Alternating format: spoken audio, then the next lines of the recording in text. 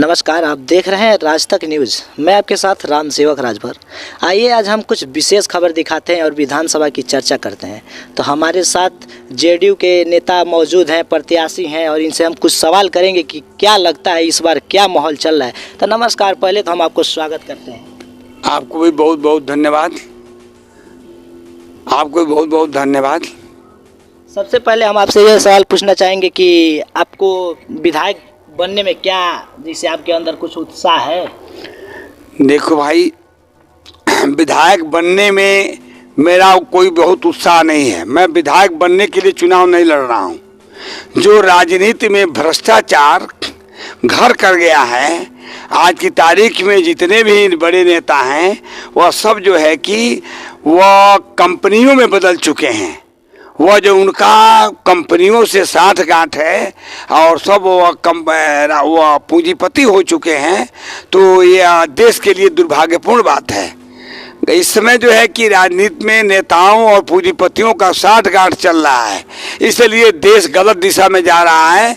जिस दिशा में देश जा रहा है उसकी अगर उसको डिफाइन करें हम, तो समझिए कि राजतंत्र की ओर देश बढ़ रहा है। संविधान जो है पैरों तले कुचला जा रहा है। देश राजतंत्र की ओर और जो है कि ब्राह्मणवाद की ओर, यूँ कहो वैदिक काल की ओर लौट रहा है। हजार साल, कई हजार साल पीछे देश जाने के रास्ते पर चल रहा है। तो देश को आधुनिक रास्ते पर चलने के लिए, देश को विकसित करने के लिए, देश से बेरोजगारी, भूख, भ्रष्टाचार समाप्त करने के लिए मैं राजनीति में आया हूं। और हमारे पार्टी का जो नेता है नीतीश कुमार, वह जो है कि आप जानते हैं कई बार से मंत्री हैं, 12-15 साल से राजनीति में हैं, केंद्र में रेल मंत्री भी रहे हैं, लेकिन अब तक कोई माई का लाल पैदा नहीं हुआ है कि उनके ऊपर अंगुली उठा दें। वही देश में एक ऐसे नेता हैं जिनकी स्वच्छ छवि है, जिनके ऊपर किसी तरह का कोई चार्ज नहीं है, जो चैलेंज के साथ कहते हैं कि किसी के पास अगर हिम्मत हो तो उनके भी एक दाग दिखा दे। बेदाग अगर कोई नेता है देश में तो नीतीश कुमार है। मैं उनके साथ हूं और उनके मिशन के साथ राजनीति कर रहा हूं। जेडीयू पार्टी उत्तर प्रदेश में कुल कितने सीटों पे चुनाव लड़ना चाहती है? देखिए, जेडीयू पार्टी उत्तर प्रदेश की सभी विधानसभाओं पर चुनाव लड़ना चाहती है, लेकिन उसके जो एनडीए का एक मुख्य घटक है उसने धोखा दिया है। अगर पहले ही कह दिया होता कि हम गठबंधन में आपको सीट शेयर नहीं करेंगे तो 403 सीट पर हम लोग लड़े होते, लेकिन जो है कि उसने डार्क में रखा, एट लास्ट में जवाब दे दिया कि हम यूपी में सीट शेयर नहीं करेंगे। फिर भी हम लोग 200 सीटों पर लड़ रहे हैं, 210 सीटों पर लड़ रहे हैं और 210 सीट जीतेंगे और जो है कि सरकार बनाएंगे। यहाँ आप किस मुद्दा पे चुनाव लड़ रहे हैं और जेडीयू पार्टी किस मुद्दा पे चुनाव लड़ेगी, क्या आप बताएंगे? जेडीयू का मुद्दा बताने की बहुत ज़रूरत नहीं है। जिसको बहुत जानना हो बिहार से जा करके देख ले। नीतीश कुमार की नीतियाँ, नीतीश कुमार का विकास, नीतीश कुमार का स्वच्छ छवि, नीतीश कुमार का स्वच्छ प्रशासन, आज उनसे कोई लोकप्रिय नेता बिहार में ही नहीं हिंदुस्तान में कोई उनसे प्रिय नेता नहीं है। उतना लोकप्रिय नेता नहीं है, उतनी स्वच्छ छवि का कोई नेता नहीं है। तो उत्तर प्रदेश में भी हम चाहते हैं कि जेडीयू की सरकार बने और जो है कि भूख, भ्रष्टाचार, बेरोजगारी समाप्त हो, आरक्षण घोटाला खत्म हो, संविधान का पालन हो, गरीबों को भी न्याय मिले। आप किस विधानसभा से चुनाव लड़ रहे हैं? मैं विधानसभा कुशीनगर 333 से चुनाव लड़ रहा हूं और चुनाव जीत रहा हूं। आप कुशीनगर विधानसभा की जनता से क्या अपील करना चाहेंगे, क्या आह्वान करना चाहेंगे और क्या संदेश देना चाहते हैं? कुशीनगर की पूज्य जनता से मैं अपील करना चाहूँगा कि अब तक आप ठगे गए, इसलिए कि बड़े बाप के बेटा स्टेट राजघराना गुंडा को वोट देते रहे। अब आप हमको वोट दीजिए। मैं किसान का बेटा हूँ, गरीबी को जिया हूँ, गरीबी को जाना हूँ, आज भी गांव में रहता हूँ, गांव गरीबी को देखता हूँ और मुझे पूरा अनुभव है। और आप हमको वोट दीजिए, हमको जिताइए। आपकी समस्याओं को बुनियादी रूप से मैं ही समझता हूं। जितने प्रत्याशी हैं वो आपकी समस्याओं को नहीं समझते हैं, न समझने की कोशिश करते हैं, न भविष्य में कभी समझेंगे, न आपको कभी समाधान देंगे। समाधान अगर कोई देगा तो मैं ही समाधान दे पाऊंगा, इसलिए कि मैं आपको करीब से देखता हूं, आपके बीच रहता हूं, गरीबों, दलितों, पिछड़ों, अल्पसंख्यकों, भूखे रहने वालों के बीच में घूमता हूं, सेवा करता हूं। मैं आप लोगों की समस्याओं का समाधान करूंगा। आप लोग मुझे वोट दीजिए, मुझे जिताइए, मेरे हाथों को मजबूत कीजिए और नीतीश कुमार को प्रधानमंत्री बनाइए और यहाँ पर जो है कि हरशंकर सिंह पटेल को मुख्यमंत्री बनाइए। क्या माना जाए, आप यहाँ से जीते हैं तो क्या क्या विकास करेंगे? यहाँ हम जीतते हैं तो जो तमाम ऐसे गांव हैं जो है कि हरशंकर सिंह पटेल को मुख्यमंत्री बनाइए। क्या माना जाए, आप यहाँ से जीते हैं तो क्या क्या विकास करेंगे?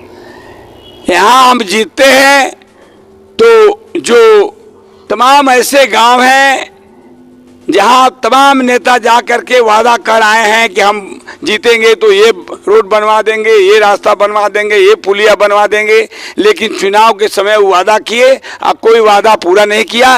एग्जाम्पल के तौर पर कटकुइयाँ है, बड़ी कटकुइयाँ, छोटी कटकुइयाँ, जो लगभग जो है कि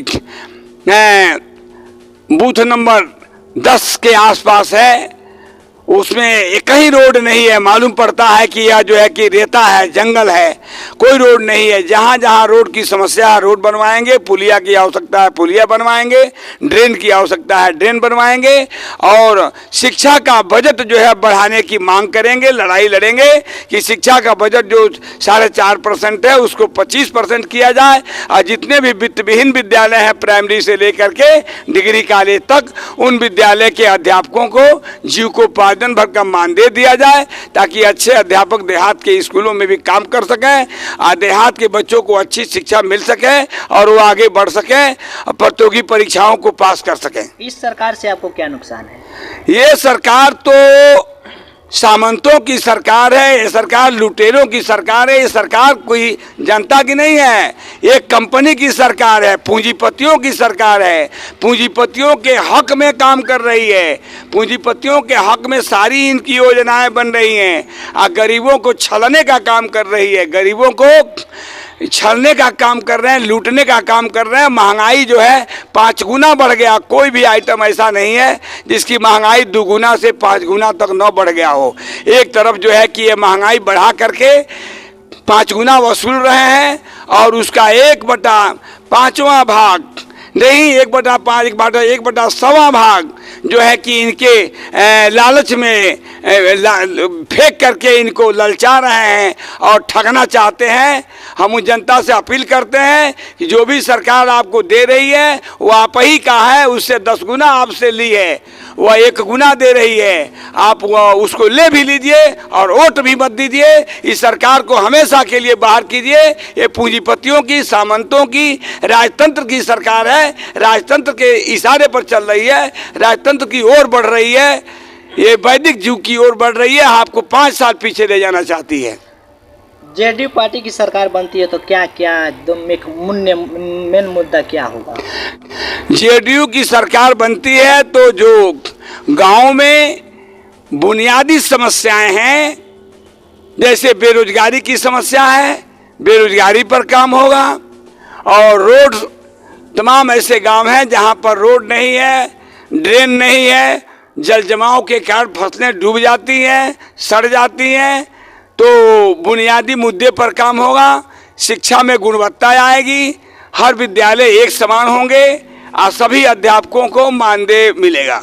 हाल ही में योगी जी बोले हैं कि सबकी गर्मी 10 मार्च के बाद उतर जाएगी, तो क्या लगता है? वो जोगी जी क्या बोले हैं? जोगी जी राजतंत्र में विश्वास करते हैं, जोगी जी राजतंत्र में विश्वास करते हैं। जो उन्होंने बोला है कि 10 के बाद सबकी गर्मी उतर जाएगी, यह बोली ही बताती है कि यह घमंडी हैं, ये महाघमंडी हैं, जातिवादी हैं, घोर जातिवाद इन्होंने किया है। पिछड़ों के आरक्षण को छीन करके और सवर्णों को दे दिया है। कहीं भी 27% का आरक्षण जो है लागू नहीं हुआ है, जो पिछड़ों का संवैधानिक अधिकार है। हम मांग करेंगे, हमारी सरकार बनेगी तो इनके सारी भर्तियों की जांच करवाएंगे, न्यायिक जांच करवाएंगे, और जितना बैकवर्डों के सीटों का घोटाला किए हैं उसको खाली करवा करके अब बैकलॉग से हम भर्ती करवाएंगे। जो भी जी जातिवादी हैं, घोर जातिवादी हैं और पाखंडी हैं, योगी जी के पास कोई ज्ञान नहीं है, वह केवल गेरुआ पहन लेने से ज्ञानी आदमी नहीं हो जाता है, वह कोई ज्ञानी नहीं है, मूर्ख हैं। इस बात को बोल करके अपने मूर्खता का परिचय दिए हैं। तो नमस्कार, बने रहिए राज तक न्यूज़ चैनल के